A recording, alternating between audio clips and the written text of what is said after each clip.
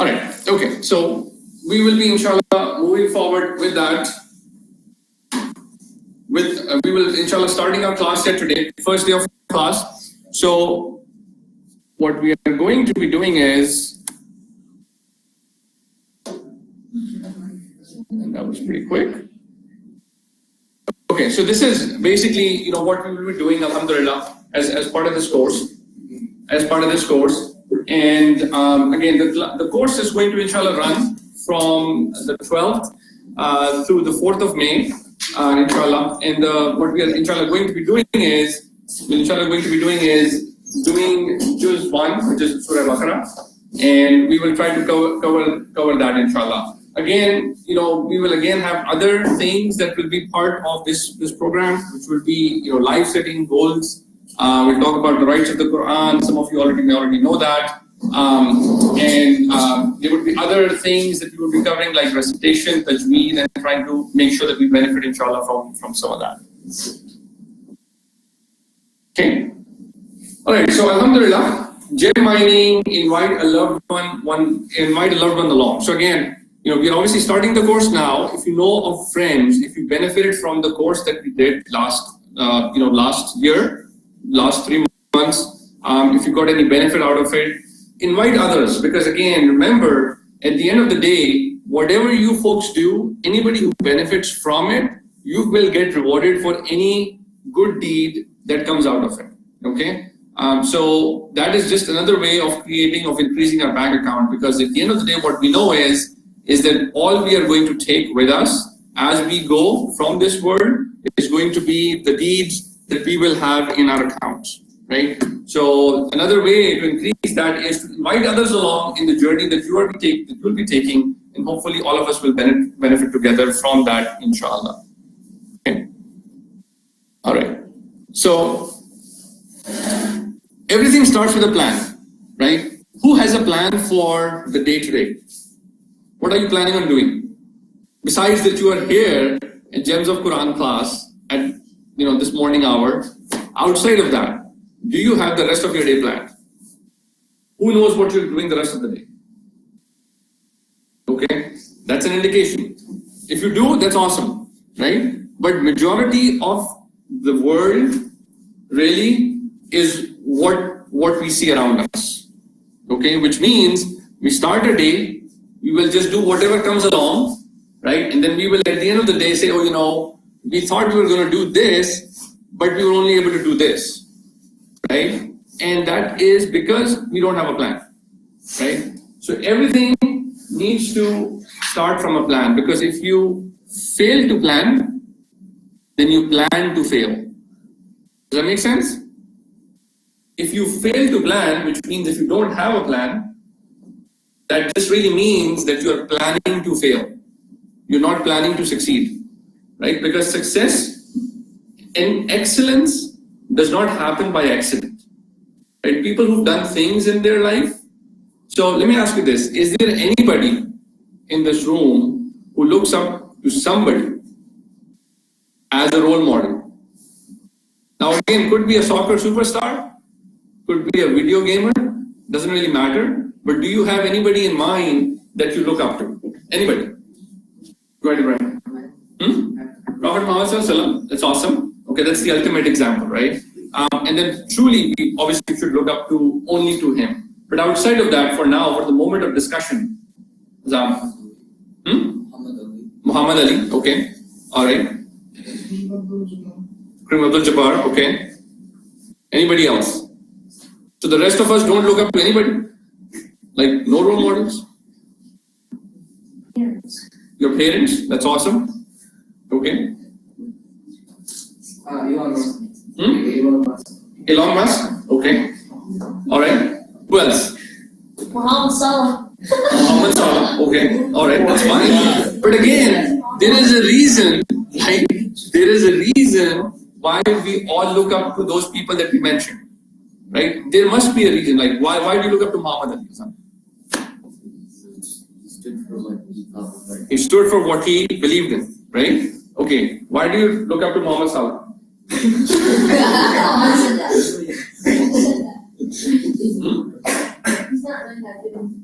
Okay, up to him? He's Muslim and he's a soccer player. He's not afraid to like. Okay, so he's a soccer player. That's why you look up to him. Okay, he's probably a soccer player. Now he may not be the best in the world. He may not be Ronaldo, right? But there is a reason why we are looking up to somebody. Okay, I mean Kareem Abdul-Jabbar. Why do you look up to him?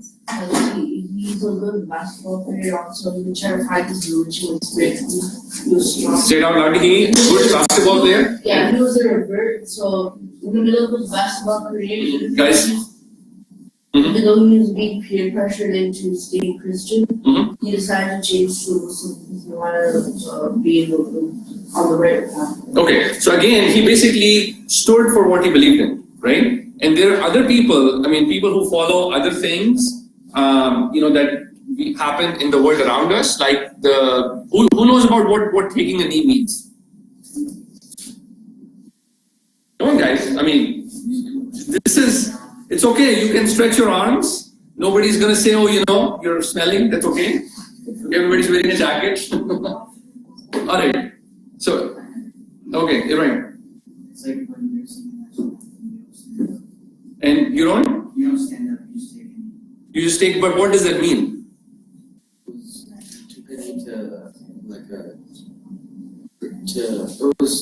It's like do something Loudly. So everybody should be able to hear you, just like you can hear me. Yeah, it was Loudly.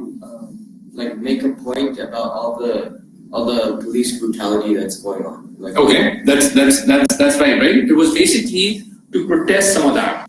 This is what taking a knee means. It's a very thing that's become famous over the last about year and a half, right? And people have protested against it.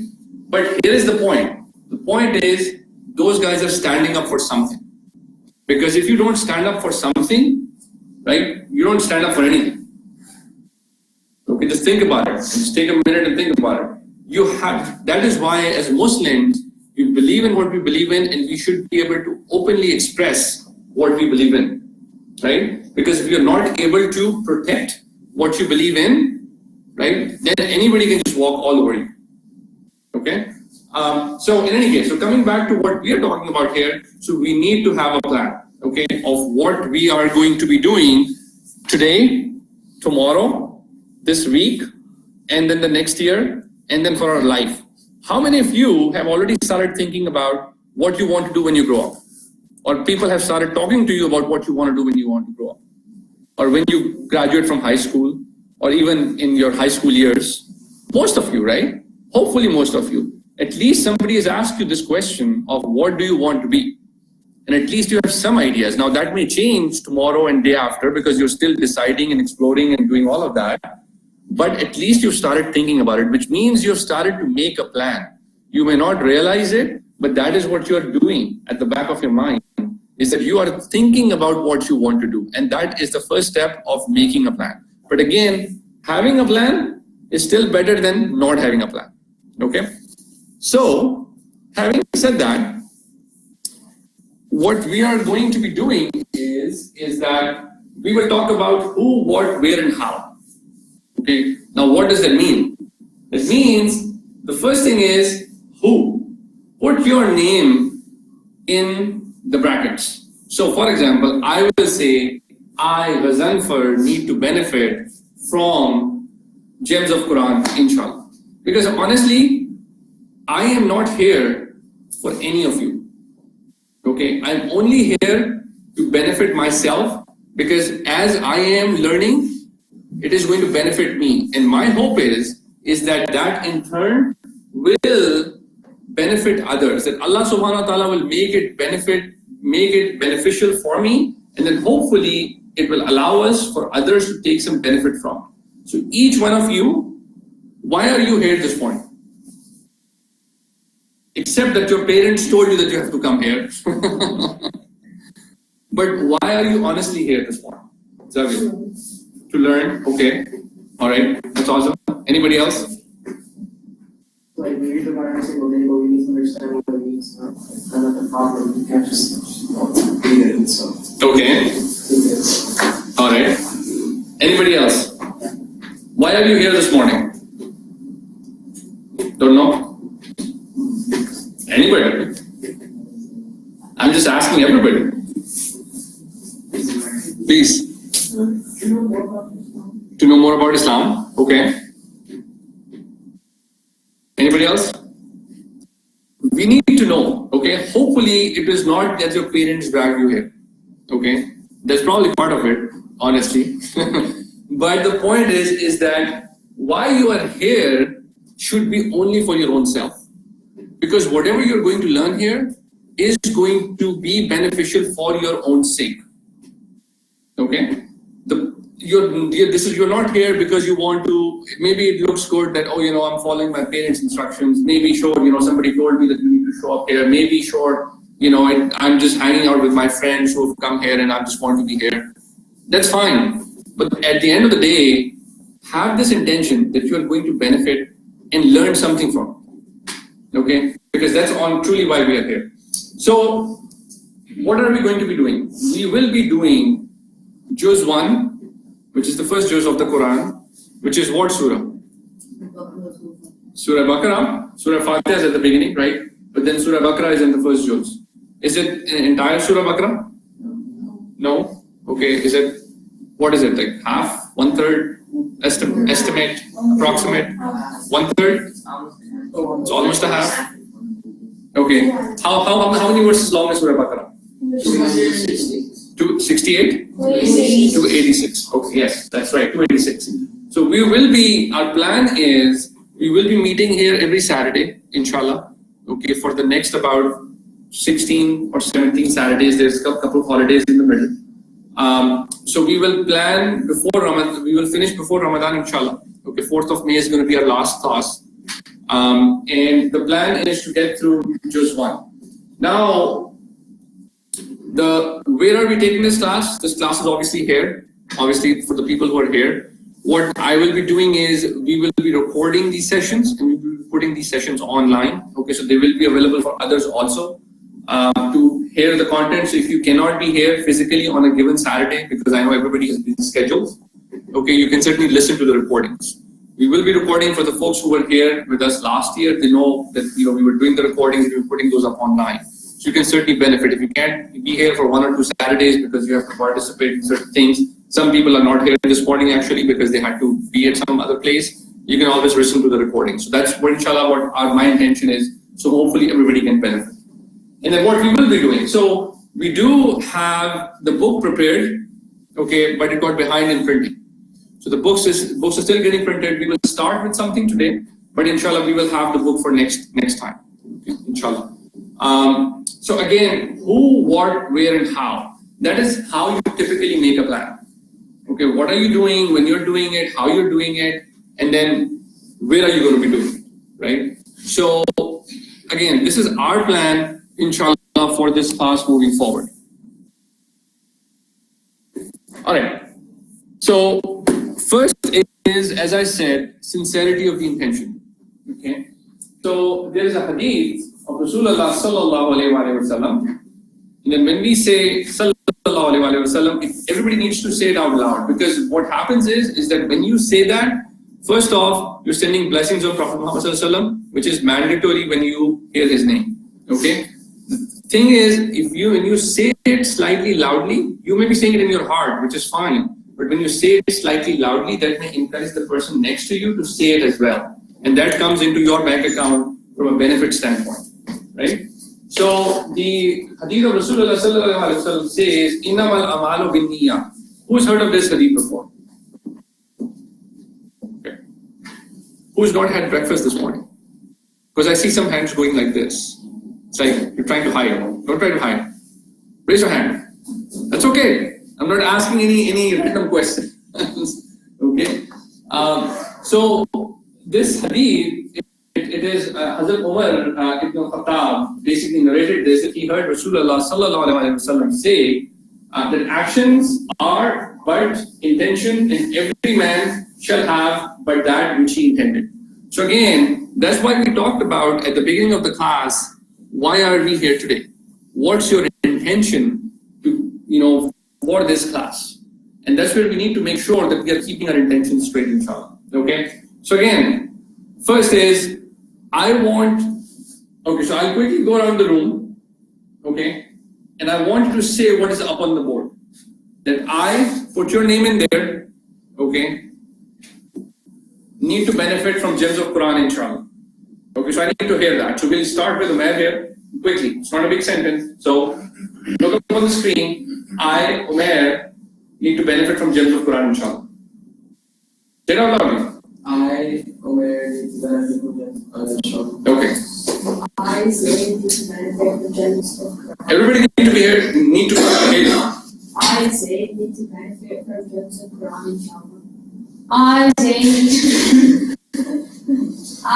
need to benefit from gems of Quran, inshallah. I agree that we benefit from gems of Quran, inshallah. Okay. I, Isa, need to benefit from gems of Quran, inshallah. I, Hamal, need to benefit from them, inshallah. Okay. I, Bilal, need to benefit from Quran, inshallah. Is that it? I, Sabir, need to benefit from gems of Quran, inshallah. I, Musa, need to benefit from gems of Quran, inshallah. I everything need to benefit from gems of Quran, inshallah. I Azam need to benefit from gems of Quran, inshallah. I, Sabir, need to benefit from gems of Quran, inshallah. Okay, proceed. I, Zayn, need to benefit from gems of Quran, inshallah. I, Zayn, need to benefit from gems of Quran, inshallah. I, Samir, needs to benefit from gems of Quran, inshallah. I need to benefit from gems of Quran, inshallah. Inshallah. Okay, so again, that all starts with intention. Okay. Next, let's go back here. Okay, so Umar bin Khattab said, I wish you knew what I have in my heart for you, but there is no way for you to know except by my actions. Okay, so we've said the intention, but the intentions should show from the actions. Okay, because otherwise we don't know what an intention is, right? And you don't necessarily need to show your intention every time, but there needs to be the effort that needs to be seen as part of the program. Okay, so with that said, here is a quick glimpse of what the book looks like. Okay, so again, as I said, the book has been prepared. It's just got behind in printing. So we'll inshallah have the book for next Saturday, inshallah. But again, we will have a book. And again, for the folks who were here with us last time, you saw what the book looked like. You know, we had a book and we want to make sure that we can cover the content that will be in the book, inshallah. Okay. All right, so we will obviously, you know, start with Surah Fatiha. That's a part of Juz 1. And we will obviously basically do the word-to-word translation and then the root letters for that. So we've already obviously covered Surah Fatiha, so we'll obviously not spend a whole lot of time on that, but then we will start with Surah Baqarah and then go from there, inshallah. So that's the plan of the what and the how. You know, of what are we going, what we will be doing, and how we will be doing it, inshallah. And then what we will also be doing is that we want to make sure that we have some self-check questions. There's some things that we need to think about, because again, part of reading the Quran is not just reading the Quran for the sake of reading the Quran. Because you certainly get benefit when you read this, when you read the words in Arabic, right? You get hasanats for that. There is no doubt about that. But why did the Quran really came? Did it just come because people could recite it like 3 times or 10 times and, you know, just like, you know, typically if you've seen people who, you know, not all of you may understand Urdu, but, you know, you've seen, who knows what the word wazifa means? Anybody? You know, when you may hear people say, oh, you know, read this 3 times and read this 7 times and read this 10 times and bless the other person or bless that person. Quran did not come for that. Quran really came for guidance, right? Which means that we need to be able to comprehend what Quran is saying to us. So as part of that, we will be taking a look at some lessons out of each ruku that we will be doing. And basically what we will be doing is, who's familiar with the term ruku? Okay, what is a ruku? Every ayn. Like the ayn on the side of the page. Ayn on the side of the page. Okay, but what does it mean? What is? Which one is in the subject? I don't. Okay, that's right. And We're gonna like read a lot. Mhm. We're gonna read a surah, you have to read 1 week, and it's like break it up. So like we have to go by how it's broken up by rukus. Okay, all right. Any other thoughts or suggestions of what a ruku is? Stoppage point. Stoppage point, okay. Checkpoint, okay. So yes, you folks are right. Typically what has been done in the Quran is that it is the ayn that you're saying, and then that is what it denotes. That is how we know that a ruku starts or a ruku ends. Typically a ruku covers a specific subject. So some verses of the Quran will talk about a specific subject, and then all of a sudden the subject changes, right? It talks about something else. So a ruku really captures one subject, right, in continuity, and then the subject changes, and then some other subject changes. So that's typically what a ruku is. And it is also there for the people who do the recitation of the Quran in Ramadan. That is how they typically broke it out by. So there is about 16 or 17 rukus. So in some cases, 19 or 20 rukus in each juz. And a total, there's all, who knows how many rukus there are in the first juz? Anybody? Anybody else? 17, 19, 18? Okay, how many? Zen? 16, right? There's 16 rukus in Juz 1. And it happens to be that we will have almost about 16 classes. So we will be covering, almost a ruku, in every class that we are going to have. And again, the plan is to finish the first Juz before Ramadan. Okay? All right. What we will also have is, as part of the what and the how, this weekly checklist at the back of the book that we will have. Okay? So if you folks recall, we were trying to list down some of the good qualities that we will adopt every week, some bad qualities that we will remove every week. Okay? And then write down what you're thankful for in a given week, and basically fill out these columns. Okay, again, the purpose of that is when you start writing things down, they have a lot of power.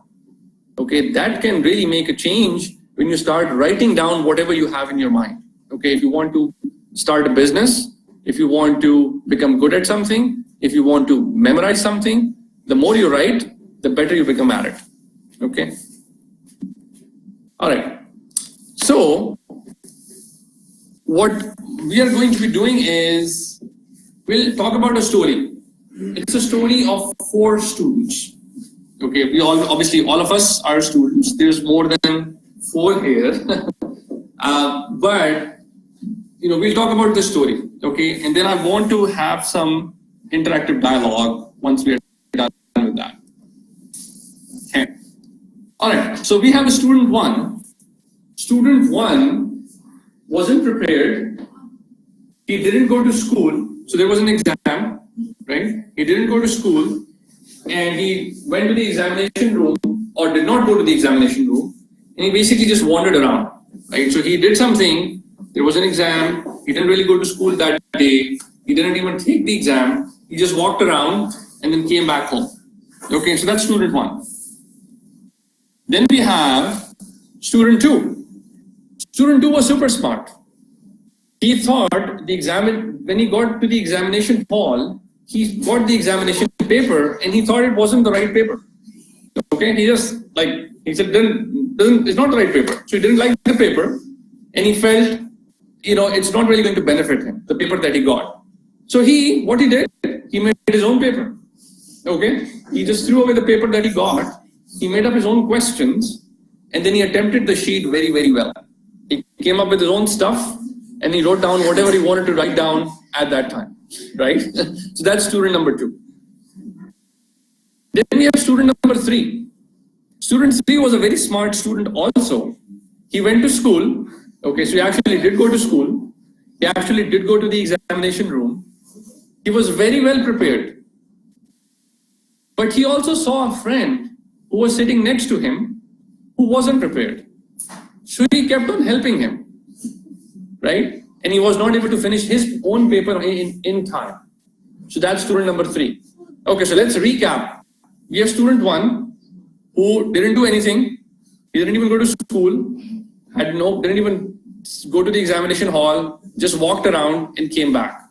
Student 2, He went to the school, he went to the examination hall, but he didn't like the paper. So he said, I'm going to make my own stuff. And then he answered whatever he answered and he came back. Then we have student number 3. Well prepared, went to the examination hall, but then he saw somebody who was not prepared. And he said, oh, we have this concept of let's help somebody else, right? So he said, I'm going to help my friend. And then he helped him, but he wasn't able to finish up his own stuff. And then we have student number 4. He was well prepared. He went to the school. He went to the examination hall. He could not understand every question. He could not understand every question. He could not understand every question that was on the examination paper. But he worked his best. Okay, he did his best and he tried to answer the questions as best as he could. Okay, so let's talk about, one's going to move forward. So let's talk about and have some discussion around some of that. And so while this moves forward, what we're going to do is we will talk about what do we understand out of that.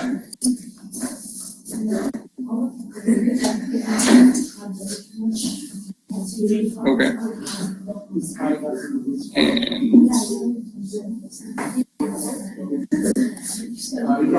Okay, so let's have a discussion. So student 1, student 2, student 3, and student 4. So student 1, what did student 1 do, Isa? He didn't do anything. He didn't go to school. He just wanted us. Okay. So what did student 2 do? Student 2 was very smart, so he made his own test. He made his own test. Ibrahim, student 3. He helped a friend with his test. Okay. Good job. Musa, student 4. He was alone and he went to school. Mhm. He could answer. Okay. So that's right. That's right. Now let's talk about what did you understand from the story? Give me any thought that comes to your mind or when you hear this story. Let's have some open discussion around some of that. Okay, that went too fast. That's okay. We'll go back. But let's have some open discussion around some of that. Use the arrow keys. So what do you understand from student 1, 2, 3, and 4? Who do you think was trying to do good? Student 3? Student 3 was trying to do good? I think student 3 was Student 4 did. Okay, guys, one by one so we can hear everybody. Okay, so Ibrahim. Student 4. Student 4? Yeah. Okay, why student 4? Because student 3 was helping another person cheat. Helping another person cheat, okay. That's true, right? I mean, are you supposed to be helping somebody, when you're giving an exam? But I like people that do that. No. In school you're not, right? In school you're not. Any other feedback? Any other feedback? Was student 1 smart? Yes. Okay, how? Because since he skipped the test, he would have to retake it.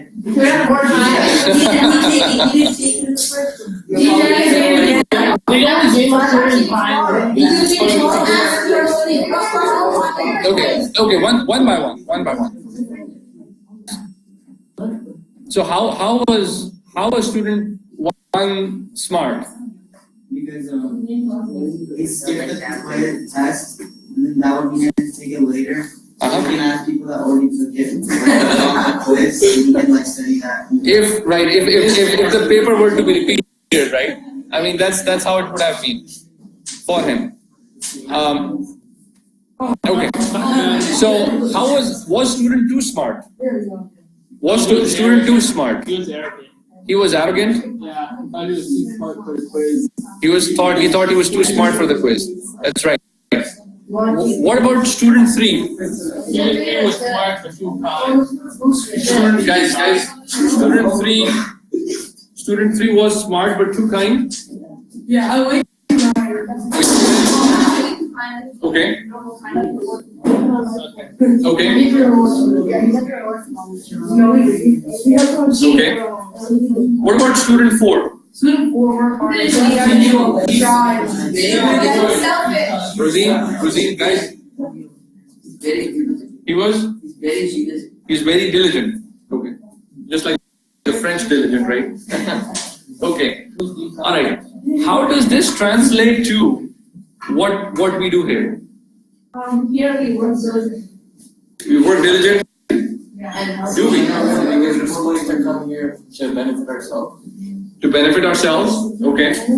But I mean, isn't it going to benefit you if you try to help somebody? It's okay if you fail. But what if you help somebody? Help somebody and get good, then that's better. That's better? If you finish a test and help someone, and then you finish the test and you help them, then that's good. That's good. But how is, so Samir, how is that helping you? If you help somebody else pass, but if you don't pass, how does that help you?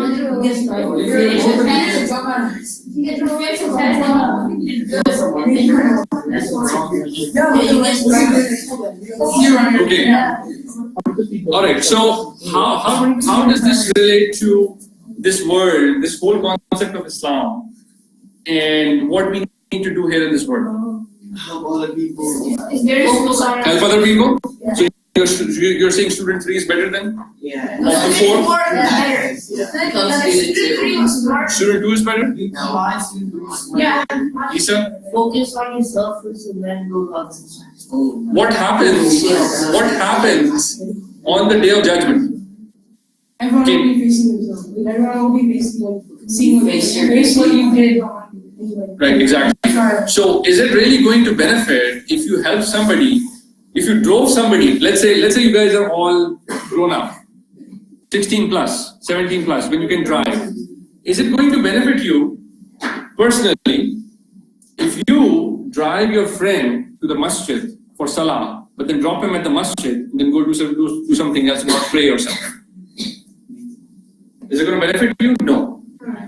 You know, it's not going to happen that on the day of judgment that you will be able to say, oh, but Allah, I took my friend to the masjid, right? If you're doing it intentionally, right? So the point is that you sure can help others, but you need to be the source of good yourself, okay? It doesn't matter whether you know everything or not. I don't know everything.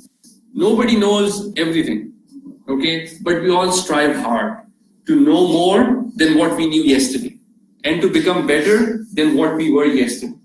If you are not improving, then we are not making any progress, right? So that's what we need to focus on.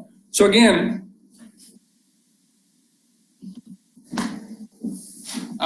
this is a gift for you, okay? And what is the gift?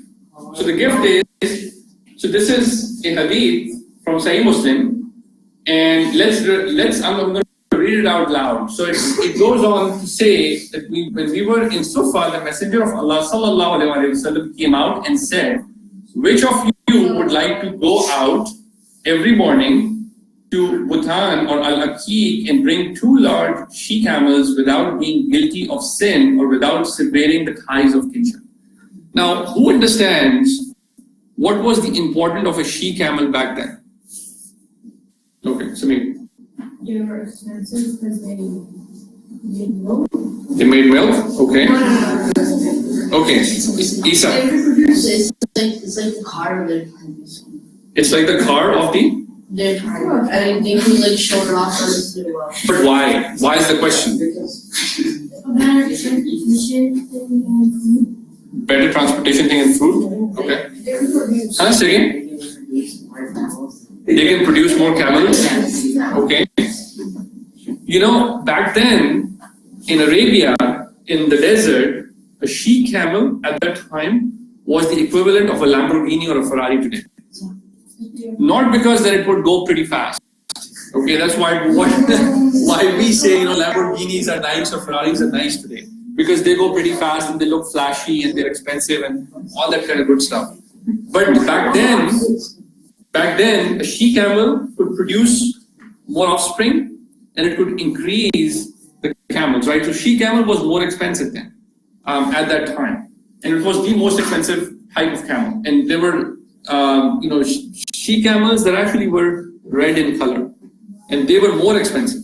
Wow. But in any case, so let's finish up this hadith. So basically says, we said, Messenger of Allah, we would like to do it. Upon this, he said, does not one of you go out in the morning to the mosque or some place and teach or recite 2 verses from the book of Allah, the Majestic and Glorious? That is better for him than 2 she camels, and 3 verses are better than 3 she camels, and 4 verses are better for him than 4 she camels, and 2 on in the number of camels. So basically, what this means is that you are going to be coming here today in this class to the Gems of Quran to learn some verses of the Quran. Based on the number of verses that we do, that's the number of she camels that you get rewarded with. In terms of the good deeds, right? So you don't get a she camel physically delivered at your house, but that's the hasanats that you get. Okay. So again, that's all part of the intention of what we need to be doing. Okay. So let's do a quick quiz here, and then some of you already know this. So let's take a look at the rights of the Quran. Okay, so what's the first right of the Quran? Believe in it. Okay, believe in it. What's the second right of the Quran? Read it. Read and recite it. Okay. What's the third right of the Quran? Understand it. Understand it? Okay. What's the fourth right of the Quran? Act upon it. What's the fifth right of the Quran? Okay. So when we start with Surah Baqarah, right? When we start with Surah Baqarah, that is going to lead us to part of the first right in the Quran, which is what? Believe in it. Believe in it. You need to believe in it, right? That is what some of the few verses of the Surah Baqarah start talking about, right? You need to start believing in a few things that you probably may not be able to see. Okay? So again, as part of this journey that we are going to be taking, we will be going through some of this and start fulfilling the rights of the Quran, because that is a right that Quran has upon us. And Quran on the Day of Judgment is going to be asking us, did we fulfill the rights or not? Now, some of us here, right, have memorized the Quran cover to cover. But how much of it do you really understand it?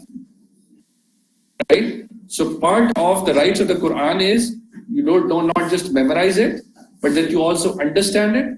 And as you are understanding it, you're also communicating it to others and calling others towards that. That's a right that you have to fulfill. It's a right. It's not an option. Okay? All right. So this story, we've already, some of you have seen this, and what I'm going to be doing is actually I will go ahead and bring this up.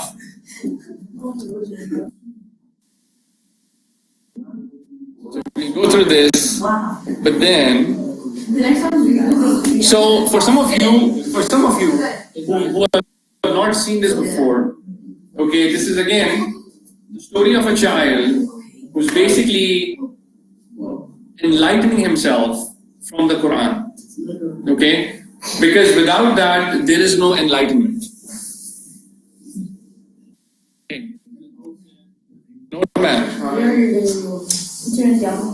Okay, so we obviously need to take Quran as a constitution.